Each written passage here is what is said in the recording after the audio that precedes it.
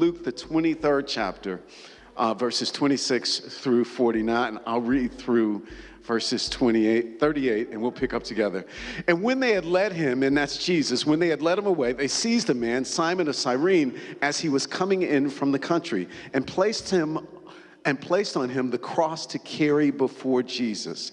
Now following him was a large crowd of the people and of women who were mourning and grieving for him. But Jesus turned to them and said, "Daughters of Jerusalem, stop weeping for me, but weep for yourselves and for your children. For behold, days are coming when they will say, blessed are those who cannot bear, and the wombs that have not given birth, and the breasts that have not nursed. Then they will begin to say to the mountains, fall on us, and to the hills cover us. For if they do these things when the tree is green, what will happen when it is dry?" Now 2 others who were criminals were also being led away to be put to death with him.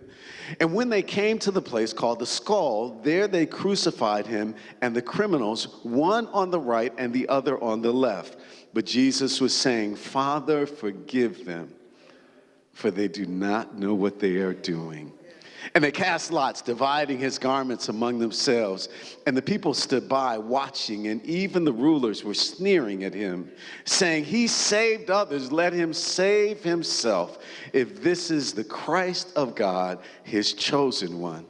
The soldiers also ridiculed him, coming up to him, offering him sour wine, and saying, "If you are the King of the Jews, save yourself."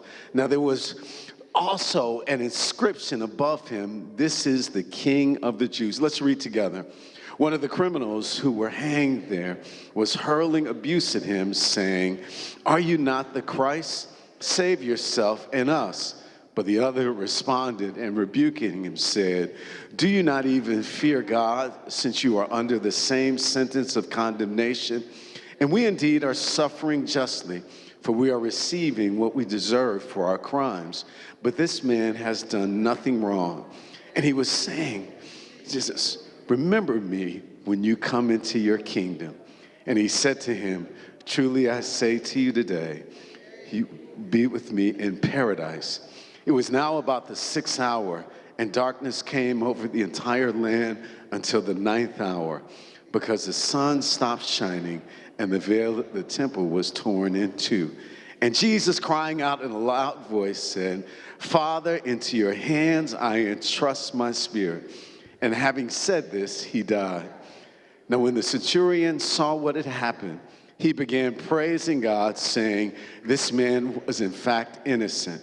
And all the crowds who came together for this spectacle, after watching what had happened, began to return home, beating their chests.